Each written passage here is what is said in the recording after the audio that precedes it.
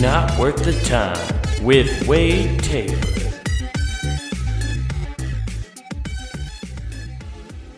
Hey, what's going on, everybody? Welcome back to Not Worth the Time. Another 2 weeks has passed, and we're here. We're doing all right, though. Everybody's fine. Everybody's staying on top of their shit. Nobody's losing their minds. That's good. That's good. Because we talk about that probably too often on this podcast about trying to improve myself mentally. I don't like it that much. But I don't know. I'm fascinated with how the mind works and stuff. But we're doing all right. Everybody's doing good. Welcome back to the show. Thanks for tuning in. Hope everybody's having good weeks. Had a good couple weeks doing things that are fun, productive, being good. I'll tell you, I've been trying to avoid talking about this stupid thing as much as possible. That's why I'm not even bringing it up what it is. That way in the future people are like, what is he talking about? And then they have to look at the data when this was released and be like, oh, what was happening during that time? And then they can look it up and be like, oh my God. Or they'll either be like, oh my God, that's awful. Or they'll be like, oh, wow, this is, they were not ready or didn't realize what the fuck was this. It'd just be a funny perspective. Like if I don't even mention it by name and somebody has to go do research. By then, we'll already have people wearing, like, glasses or, like, have some kind of eyeball injection that just allows them to shoot information in their brain, like Black Mirror style. So, like, as they're listening to me talk through their eyeballs, yeah, you can even listen to podcasts through your eyeballs. That's how crazy technology's going to be later. You don't even need the visual component. There's a visual component to this, but they're just going to listen to it through their fucking eyeballs. And while simultaneously as I say things, it'll just be like fact-checking it and just popping up and flashing new bits of information to try to keep people well-informed, as we might say. So, yeah, but we're all just we're just doing our thing out here, right? Just trying to be a good. But I've been trying to, like, not mention this whole thing and try to stay away from it. But I did have one question. Because the whole point of this is to stay away from people, try to social distance, get rid of gatherings. But a lot of people are missing out on some of their favorite activities or, just like physical things they miss. And this is the question I have. And I don't think anybody's actually given me a response or a good answer to this. If I go golfing by myself, does it count as social distancing? Me personally, I think it does. I mean, as long as you can just wait, you have to wait till the person's on the green anyway to try to hit the next shot if it's a busy day. So you're at least hundreds of yards away from people. You're going above and beyond with your social distancing if you're going to play golf by yourself. And I can walk the course, get a little bit of exercise. Because I'm not getting in a golf cart. I can guarantee you that. That's the one thing. Like, if I wanted to get in a golf cart, I just have to wipe it down and be super thorough. But I'm lazy, and I don't want to wipe down the golf cart. And I'm definitely not going to trust one of the fucking bag boys to do it. No. You can't trust those cart cleaners, dude. Dude, I've been on a golf course since I can remember. I remember, my dad running golf clubs when I was a kid. And so, like, at a golf course, like, you hire 15 to 18-year-olds who, are in charge of, cart washing and, and just getting the carts out for people and stuff like that and getting your golf bags. No. Members only club. Now, you got to go get your own bag. You got to walk back there, pull it from the stocks. You got to pull it out, and then you're walking. We're going to get people back in shape. No more of this fucking, these disease-carrying golf carts, okay? I don't care how rich and fancy your club is. That fucking cart you're using, unless you have your own, is a germ-infested fuckhole. You're infecting every one of every time you're trying to make a business move out on the golf course, you're just infecting everybody. You're just out there like, I'm going to take Ted, we're trying to get this Johnson account under order, and I'm going to take him out on the links and try to smooth him over, take him out for a nice 18, then have a couple Manhattans on the 19th hole, and I'm going to seal that deal. Every time you've done that, you've put that guy at risk. You've put him in severe danger. Because let me tell you something. Those bad boys, hawking loogies on your fucking steering wheel. And they're not even doing it to be mean. They're not even doing it because they don't like you. They're doing it because they spit shine. That's how they clean everything. Just like, oh, no, there's a little fucking dirt spot here on the Happy Hollow fucking emblem. And they spit right on that, and then they take their fucking shirt and wipe it down. Get that nice spit shine going. That's right. All your golf carts are spit shine to perfection. Yeah. So I wouldn't. You don't guys. Just listen to me. Like even after this is all over, if you go to a golf course, bring it. Maybe just bring some fucking wet wipes and just wipe down the steering wheel and the seats of your goddamn golf carts if you like golfing with a cart, or just get a push cart and walk. It's nice. I like playing 9 holes and walking, dude. It's such a nice time. You get to spend some time outside. Walking on grass, especially when it's like manicured the way it is on a golf course, it's like so nice and spongy and springy, and it's just nice. It's like it's so easy on your joints. That's the nicest part. It's like everybody's like, "Oh, but you're so tired by the end." And not really, and especially like I get if you're carrying the clubs. If you are carrying the bag, that sucks. But what you do is you just get they make these things now, dude. They're just push carts. And they've had them forever, but now you can get like tricked out ones that have like scorecard holders. You can have a cup holder up top. You got like a ball slot. They even have ones where you can put your shoes in. So it's literally like it's like a, you know what it is? It's a foldable camper for your golf clubs. You get your car out and then you unfold the camper and then you put your fucking golf clubs in there. Bam, it's a golf camper is what a push cart is now. There's so many tricked out things with them. I have one and it's great. I use it all the time, and it's fantastic. I love like I don't play 18. I don't remember the last time I actually walked a full 18 and pushed the bag. I normally if I'm gonna play by myself, I'll push and I'll play 9 just because it's a nice day, and that takes about hour and a half, 2 hours just to play 9, and it's a good push. It's fun though, but I think I should be like once like it starts getting super nice out. I think they should allow golf courses to open up and be open because when you go to a golf course anyway, there's more than 10 people on the grounds, but there's hundreds and hundreds of yards between everybody. Not only that, it takes like 1 to 2 people to run a golf course, right? Like you have a guy inside or gal who just you pay the money to get, and then there's a guy or gal who goes out and picks the range if you want to go hit range. That's the one part they'd have to shut down right there is the range. You can't go hit golf balls. You can't practice. You can only play.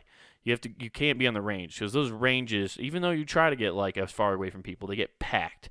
And then you got like people that have like a 4. We're not within the 6 foot parameters. We're in that 4 foot, right? And yeah, which I never feel comfortable. I got smoked in the head with a golf club when I was a kid. Granted, it wasn't on a range. It was on the 18th hole during the tournament, and kid took a practice swing after his fucking shot and drilled me in the head with a driver. That shit sucks. And drove me crazy. Ha ha ha ha ha ha ha. I hate myself. I can't believe I just made that joke. I just really miss golf, man. Like, I do. I really, really miss golf. Like, you can't watch it right now. Like, the Masters is supposed to be happening. Right? It should have been this weekend or next weekend when I'm recording this. And I can't even watch that. It's like one of the greatest weekends ever. And even I know most people probably don't like golf or especially watching it. A lot of people like playing it and don't get watching it. And I understand it. But like even if you don't like watching golf, just watch a day of what the Masters is cuz it's one of the most beautiful sceneries for golf ever. Augusta National, oh my God.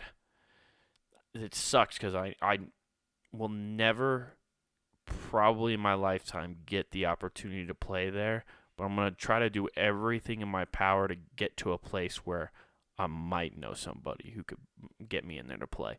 You either just have to like know one of the owners or just be like friends with the CEO of IBM or, be the president of the United States. I think they still do the president of the United States. I know Condoleezza Rice, I think, is a member. I think she's a member. It's one of the most exclusive clubs ever. Like it's impossible. And I found this out. My dad told me the other day. I didn't know this. It's a winter club, so they're not even open during the summer in Georgia too, which is crazy. So like it's all summer they take care of it and get it ready, and then it's a winter only course, so it opens up then, and that's when you get to go play. Which is I didn't know that. And I thought it was very interesting. you know. But I miss it. Like it's a weird thing not having those on. It's weird that we just didn't have March Madness. Like that's was a bummer. I love March Madness, dude. March Madness, picking teams, doing a bracket, it's always the best.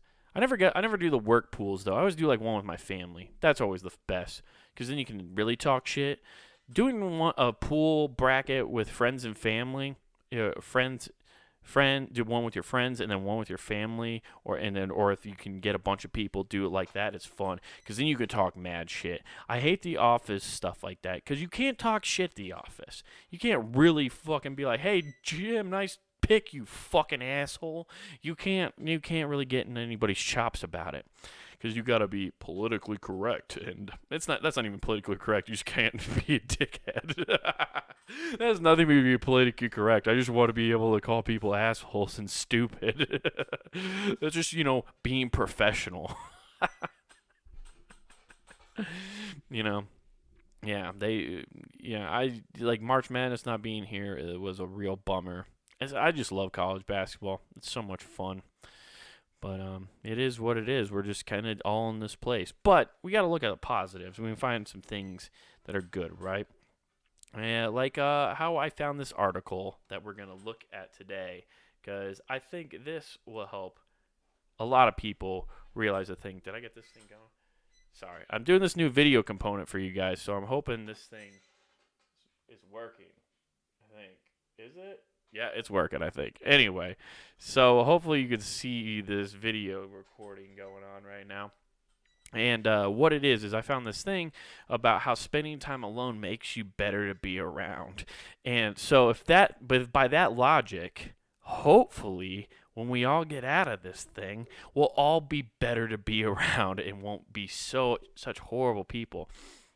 But it says, like, introverts rejoice, forcing yourself to get out in social situations when you feel like staying home and falling into a Netflix hole is not the right thing to do.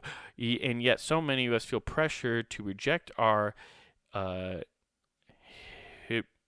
tendencies to interact with the rest of the world. The only thing that sucks about doing the video part now is I used to be able to just, like, fake my way through reading stuff. Like, I'd just skip over words and be like, okay, fill in the blank, make sure it just sounds good. Okay, cool. And now I can't because you can literally go in and be like, he just skipped over that word. He didn't even know how to say it. You know what? I don't care. This is just welcome to this podcast, guys. This is you're the ones who picked this to be entertained by this. I hope you know that. That's on you. This is what you get when the guy drinks Budweiser and and reads mental health things online. Let's see here. Not even a mental health show. Anyway, let's see here. I want to get to the main thing. Up until recently, I didn't understand that my introverted nature came from a requirement of how to live my life in a healthy way. I reached out to Dr. Jennifer McCarroll, a PhD, to better understand the social implications that come with being an introvert and some advice for how to be my best social self. According to McCarroll, psychologically speaking, I'm better to be around when I've made time to be alone, but it's still hard to say no to social invitations. It's hard to be selfish and take the time for yourself, no matter how much we need it. We somehow always find a way to make ourselves feel guilty or like it's wrong to do what we want when it comes to being social or romantic engagement. That is like the biggest thing I think I've finally figured out in the last 5 years. And I don't know if we've talked about that on the podcast. I don't know why I say we. We aren't talking. I'm talking. You're listening. Listen up. This is what I figured out for myself. Trying to say no. Like, that is the toughest thing I think anybody can do. That's why I found that Jim Carrey movie Yes Man to be such a weird movie, because they were shitting on this guy for always saying no. And then they flipped it and made him say yes to everything. And it was yeah, that's why saying yes sucks, because you just overwhelm yourself. And then you either eventually run yourself into the ground, or you disappoint people because you can't follow through on everything. You just have to say no to things, and like taking time for yourself is like one of the biggest things I think anybody can do. I need time to be by myself, um, just to do things. I don't not even do things. It's just like some I think I just like projects, and I just like to do a project by myself now and then. And it's nice. It's nice to just do that and know you can get it done. Most people, I don't think, have the ability to sit there and just realize, oh yeah, no, I just need this time to myself. And I think people are scared to be alone with their thoughts. I know I can be. I'm definitely not immune to that. Sometimes it's necessary. You just got to put away your phone, put away stuff. Sometimes it's just you got to do it. Like I haven't done it in a while. One of my favorite things used to be you just like put everything away. You lay on your carpet and just stare at your ceiling and just let your mind wander a little bit. That's fun. I always enjoyed that. Because I did end up coming up with some goofy story and entertain myself some different way. It's not even necessarily like trying to critically think. I think that's what people think you have to do with your time when you're by yourself. Is if you're just going to sit there and think or just like not watch something or not be on your phone, they're like, well, I have to critically think about myself. Not really. You can get away from that and like stay away from it as much as you want. It just really depends on how you want to use that time. You know? I don't know. Why do I talk about these things? I sound like such a fucking idiot.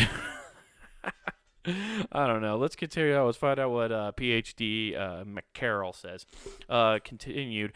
An introvert-extrovert profile are complicated by the fact that the most people are not 100% introvert or extrovert. Yeah, nobody's 100% this or that, so you have to find a balancing act between your percentages there. They lie somewhere on the spectrum. So at the time, an extrovert may feel grounded by alone time to process something. Most introverts are subjectable to loneliness and needs the right kind of social connection to feel satisfied and balanced. Yeah, that makes the most sense in the world. Like my younger brother compared to me is I wouldn't say not extreme. Extreme is the wrong word, but he is a introvert by nature. He likes being doing his own thing, but being by himself and like he just kind of plays games, goes to work, does that. He gets enough social interaction at work, but then he does still socially interact. It's not in like the traditional sense. I know he has like buddies he's met through online gaming that are just friends in like Britain that he talks to all the time who are his friends, and he hangs out with them virtually and plays games and stuff. And so he gets his social interaction that way. So like even then like you're like, well, that's introvert. He's not in a place with people, but it's still socializing. And I think that's probably been something probably I would have to imagine that's gotta be such a hard thing to deal with if you're in like the psychology community when it comes to how that affects people's health, like mental health, like trying to deal with like the benefits of face-to-face interaction versus virtual interaction. Dude, during this time, you're going to find out a ton of information about that because so many people are doing like the Skype or whatever video platform people are using nowadays to do like more business meetings, like meetings up for just like social things. I see so many people doing like happy hours for their just with their coworkers, so everybody's like at home but they're all having drinks together virtually and stuff. You're gonna have some crazy data at the end of this showing like if virtually hanging out carries the same weight and benefit as like face to face. And that's all probably going to be super subjective just because some people are going to prefer hanging out in person. Some people will prefer hanging out online. It's just gonna be like a total preference thing. It's just I'm just I'll be fascinated to see that data. I think it's really going to affect businesses the most. Like seeing how to do business online almost fully will be fascinating to see like how those numbers are affected. You know, because I bet you sales from like people actually selling products, like who are trying to actually sell you a physical product, which you normally have a business meeting in person to do. I bet you sales dip because you'd be more willing to say no or deny the offers if you're doing a virtual meeting versus face to face. Because I think you get that energy and like salesmen try to fucking guilt you into buying their shit. There's always like some kind of spin. There's the pitch. There's the bragging of it. And when you're in person, I think you can manipulate. That sounds like a horrible thing to say about salespeople, but that's what you're doing. You're manipulating someone's decision in order to get them to buy what you're trying to hawk them. And I bet you it's easier to manipulate somebody when you're looking them face to face in the eye, because you can make at least I know for me personally, if somebody was talking to me face to face, even if it was like a video chat, like where I could see their face, I'm going to feel more inclined to say no if I don't really want it. Whereas if they was person to person and I'm looking them right in the eye, to try to tell them no would make me feel more uncomfortable.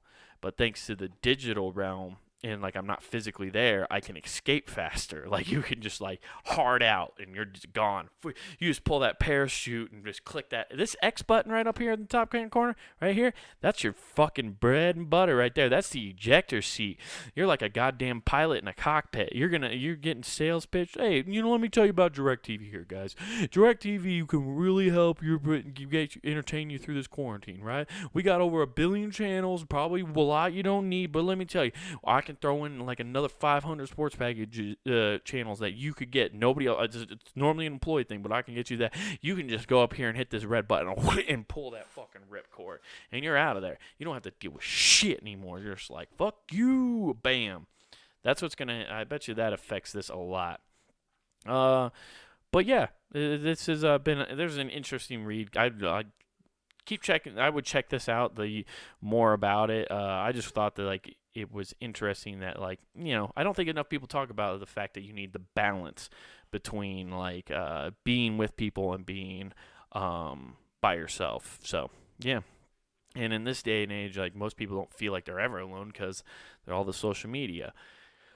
And that's where burnout happens, and that's where I have this blog I found, which I thought was interesting about burnout.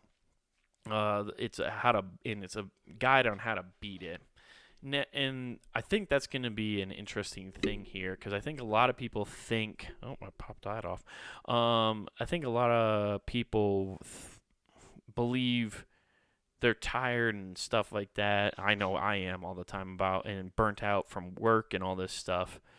But it's not, and they think if I had a vacation, that's what it says right here, vacation, because vacation isn't the answer, because you're not addressing the problem really. You're like, if I get away from it, it'll stop. But then if you don't change you're just diverting probably. I know I've done it too, where it's just like I'm just gonna take a couple days off and then I don't have to deal with it. Just get away from it. But if I get away from it and I come back and it's still there, you have to, I think in a lot of ways, change whatever environment you're going into. Otherwise it's not going to make you feel any better. Who knows? So let's define burnout first of all. Let me scroll down here and show you what is burnout. There is a seemingly fine line between some normal work related anxiety and full-blown burnout, and it is true that two are closely related. Work stress is not mitigated and supported because of burnout. It's just putting your body through stress and will eventually lead to illness, explains Dr. Emily Anhalt, psychologist, co-founder, and chief clinical office of Koya. Anyway, burnout is a way more than a bad day or a grown worthy project. It's a persistent feeling of disinterest, disdain, hopelessness, and uh, fatigue. This is why I shouldn't read words. In regards to your work life, yeah, I think everybody can deal with that. See that, and here's like the common components of it, which is like exhaustion, wiped out emotionally, physically. Even rest or sleep doesn't help you feel replenished. Uh, cynicism. You're being a sour attitude to the office each day. You aren't engaged with your work. You often feel irritated, short-tempered, and detached from your team.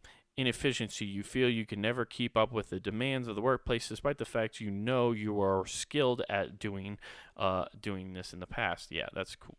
True. So I think everybody's dealt with that. I know I felt like I've dealt with this a ton, and I think a lot.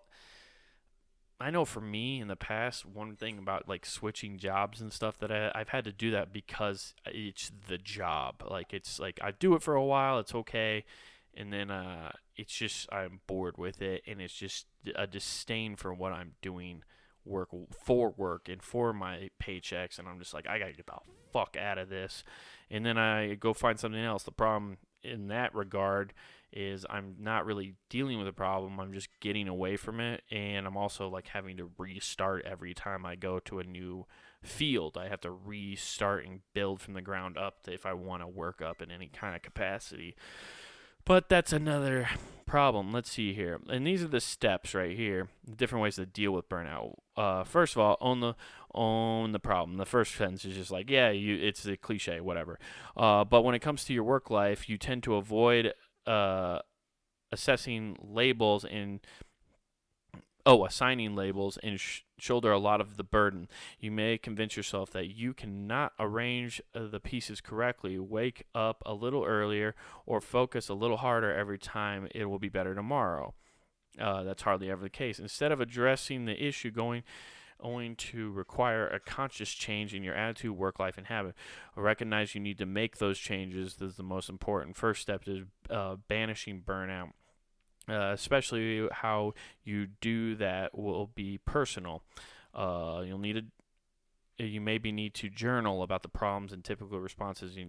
So trying to recognize your thought patterns. I think we definitely talked about that on the podcast before, where I brought up like it's just you got to recognize your thoughts. I do a terrible job of doing that. Actually, I do recognize them. I just still like embrace them more.